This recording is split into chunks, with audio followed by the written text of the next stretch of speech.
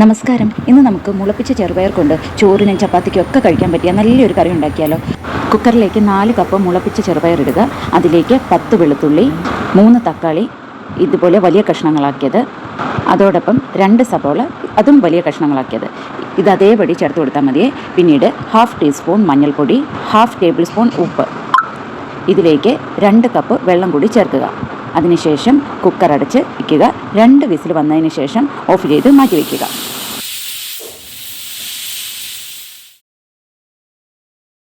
പിന്നീട് ചീനിച്ചട്ടി വെച്ച് ചീനിച്ചട്ടി നന്നായി ചൂടായി വന്നതിന് ശേഷം അതിലേക്ക് 2 ടേബിൾ സ്പൂൺ വെളിച്ചെണ്ണ ചേർത്ത് കൊടുക്കുക.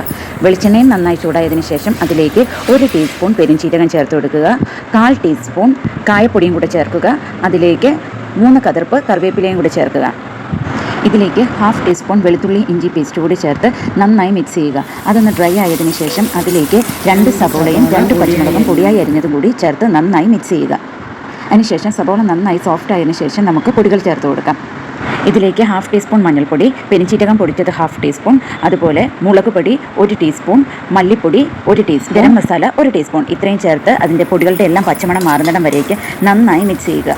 അതിനുശേഷം ഇതിൽ പച്ചമണം എല്ലാം നന്നായി മാറിയതിന് ശേഷം 1 കപ്പ് തൈര് ചേർത്ത് നന്നായി മിക്സ് ചെയ്യുക. അതായത് അതിലെ എണ്ണയെല്ലാം തെളിഞ്ഞ് വരണം, അതുപോലെ നന്നായി മിക്സ് ചെയ്യുക. അതിനുശേഷം നമ്മൾ വേവിച്ച് വെച്ചിരിക്കുന്ന ചെറുപയർ കൂടി ഇതിലേക്ക് ചേർത്ത് നന്നായി മിക്സ് ചെയ്യുക.